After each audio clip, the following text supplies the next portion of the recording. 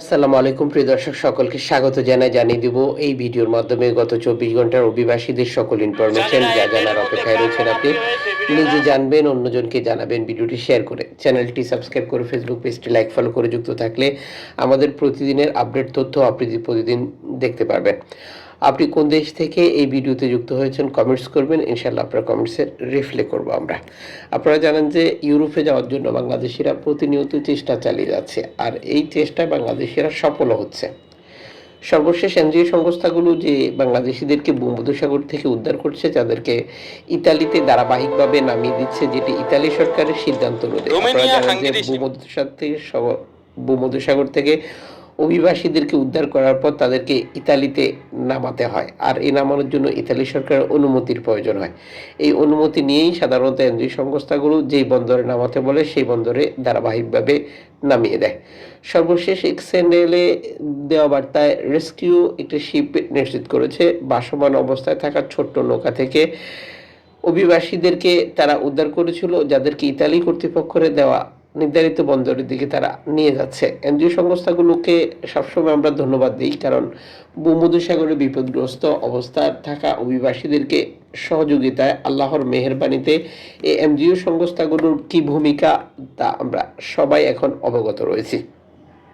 এদিকে উত্তর ফ্রান্সের বেমুরু উপকূল থেকে ইংল্যান্ডের উদ্দেশ্যে যাত্রা চেষ্টা ব্যর্থ করে দিয়েছে ফ্রান্স কর্তৃপক্ষ, যেখানে 50 জন শরণার্থীকে তারা বাধা দিয়েছে। আপনারা জানেন যে এই উপকূলটি ব্যবহার করে রেকর্ড সংখ্যক শরণার্থী যুক্তরাজ্যে প্রবেশ করে, যেটি ফ্রান্সের উপকূল থেকে, যা ধারাবাহিকভাবে অব্যাহত রয়েছে। ফ্রান্সে অবস্থানরত অভিবাসীদের জন্য একটি সুখবর। 6 মে দেওয়া এক রায়ে ফরাসি প্রধানমন্ত্রীকে এই ব্যবস্থা বাস্তবায়নের জন্য 9 মাস সময় দিয়েছে ফ্রান্সের প্রশাসনিক বিচার প্রক্রিয়ার সর্বোচ্চ আদালত। ফ্রান্সে আশ্রয় প্রার্থীদের যাতায়াত খরচ দিতে হবে সরকারকে, যা নিঃসন্দেহে বর্তমানে ইউরোপের দেশগুলোতে অভিবাসী বিরোধী কঠোর অবস্থানের সময় একটি নতুন সুখবর। নতুন যে রাস্তাটি ব্যবহার করে বাংলাদেশিরা উল্লেখযোগ্য গ্রিসে প্রবেশ করছে, সেটি আবারও আলোচনায় সামাজিক যোগাযোগ মাধ্যমে। এই আলোচনাটা আসার মূল কারণ হচ্ছে গ্রিস কর্তৃপক্ষ। উত্তর আফ্রিকা দেশ থেকে গ্রিসের কৃতি দ্বীপ এবং আশপাশের এলাকা অভিবাসন প্রত্যাশীদের আগমন সাম্প্রতিক সময় উল্লেখযোগ্য হারে বেড়েছে, যা নিশ্চিত করে স্থানীয় কর্তৃপক্ষ। সীমিত সম্পদ ও সুযোগ সুবিধার কারণে এই প্রবণতা দ্বীপটির জন্য উদ্বেগের বিষয় হয়ে দাঁড়িয়েছে, যা নিশ্চিত করেছে গ্রিস। গ্রিসের সরকারি সম্প্রচার মাধ্যম ইআরটি নিউজ জানিয়েছে 2025 সালের শুরু থেকে এখন পর্যন্ত লিবিয়া থেকে আসা 53টি নৌকা ক্রিতে প্রবেশ করে।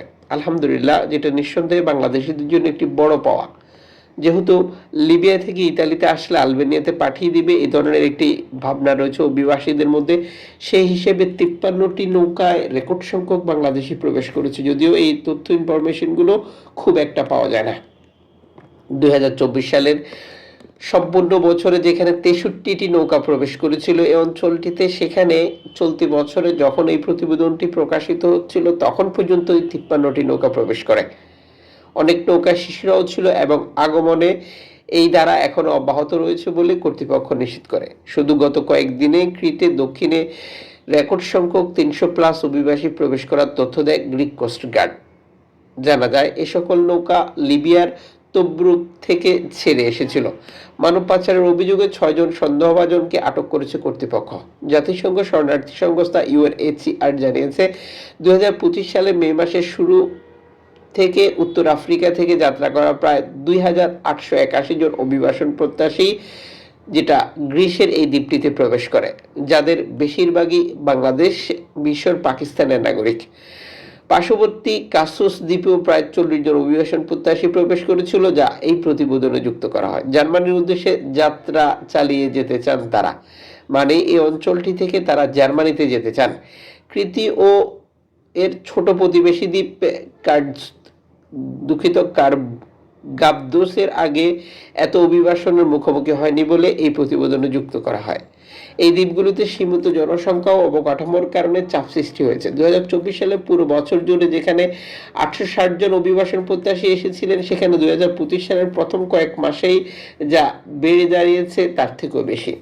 2025 সালের মার্চে এক স্থানীয় টিভি চ্যানেল গ্রিসের অভিবাসন প্রত্যাশী ত্রিমিদিস কাইদ্রিস বলেন, এখনো তুলনামূলকভাবে কম হলেও চলমান প্রবণতা আমাদের চিন্তায় ফেলেছে। মাত্র ৬০ জন স্থায়ী বাসিন্দার দ্বীপ গাবদোসে প্রতিদিনই অভিবাসন ভর্তি নৌকা আসছে। দ্বীপটির মেয়র লিলিয়ান স্তেপানাকি জানিয়েছেন, বর্তমানে সেখানে ৬৩ জন অভিবাসন প্রত্যাশী রয়েছে, যাদের কৃতিতে স্থানান্তর করা হয়েছে।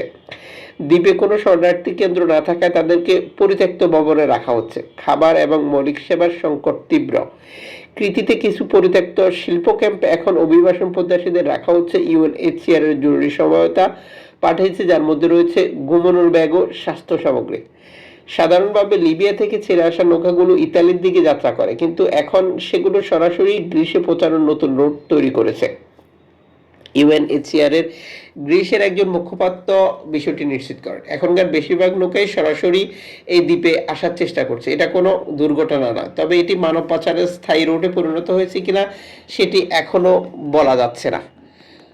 দর্শক, আমরা অবগত রয়েছি, যখন লিবিয়া অভিবাসীদের আলবেনিয়াতে পাঠানোর একটি প্রক্রিয়া নিয়ে কাজ করছিল, তখনই এই রাস্তাটি বের করে অভিবাসন প্রত্যাশী মাফিয়া বা দালালরা, যারা এই বিজনেসের সাথে জড়িত।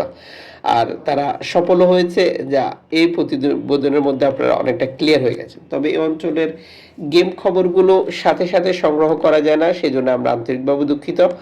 আশাবাদী আমাদের সাথে যুক্ত থাকলে এইভাবে তথ্য ইনফরমেশনগুলো জানতে পারবেন। তবে আমরা সবার প্রতি অনুরোধ করব, আপনারা আপনাদের অবস্থান থেকে তথ্য ইনফরমেশন দিয়ে সহযোগিতা করবেন, যাতে করে সবাই বুঝতে পারে বা এই অঞ্চলের সর্বশেষ অবস্থান জানতে পারে, এবং যে সকল লোকজন এখনো তাদের প্রিয়জনকে খুঁজছেন, যারা লিবিয়া থেকে গ্রিসে আসার চেষ্টা করেছিল, তাদের ব্যাপারে অবগত হতে পারে। এদিকে হাতাকাল ব্যবহার করে ফ্রান্স থেকে যুক্তরাজ্য যাওয়ার পথে নৌকাডুবি একজন নিহত হওয়ার তথ্য দিয়েছে যুক্তরাজ্য স্থানীয় দৈনিক, এবং একই সাথে ফ্রান্সের উপকূলে অভিবাসীবাহী নৌকা আটকে দিয়েছে ফ্রান্স কর্তৃপক্ষ, যারা যুক্তরাজ্য যাওয়ার চেষ্টা করছিল ফ্রান্স থেকে। এদিকে এনজিও সংস্থা নাদির সর্বশেষ এক্স হ্যান্ডেলের দেওয়া বার্তায়, শিয়াফাং সর্বশেষ বার্তায় বিপদগ্রস্ত নৌকার অভিবাসী উদ্ধারের তথ্য দিয়েছে। লিবিয়া ছেড়ে ইতালি আসার পথে এই নৌকাগুলো বিপদগ্রস্ত অবস্থায় ছিল, যাদেরকে উদ্ধার করা হয়েছে এবং নিরাপদে ইতালি দ্বীপ ল্যাম্পুদোর সাথে হস্তান্তর করা হয়েছে বলে ডাবল ব্রিফিংয়ে নিশ্চিত করে এই প্রতিবেদনটি। এদিকে এনজিও সংস্থা হিউম্যানিটি ওয়ান সর্বশেষ এক্স হ্যান্ডেলে দেওয়া বার্তা নিশ্চিত করেছে, তাদের উদ্ধারকৃত অভিবাসীদেরকে, যেটা বিপদগ্রস্ত অবস্থা থেকে উদ্ধার করেছিল, তাদেরকে ১২৫ জন শরণার্থী নামিয়ে দিয়েছে ইতালি কর্তৃপক্ষ, যেটা নির্ধারণ করে দিয়েছিল একটি বন্দর, সেই বন্দরে উদ্ধার করা হয়েছিল, যেখানে সেখান থেকে ১৫০০ কিলোমিটার দূরত্বের একটি বন্দর নির্ধারণ করে দেয় ইতালি কর্তৃপক্ষ। যদিও এই দূরের বন্দর নির্ধারণ করার পিছনে তাদের কিছু স্বার্থ উদ্দেশ্য থাকে, যা আমরা পেছনে ভিডিওগুলোতে বলেছি। আরও জানতে চাইলে কমেন্টস করুন। দেখা হচ্ছে নতুন ভিডিওতে, সে পর্যন্ত শুভকামনা।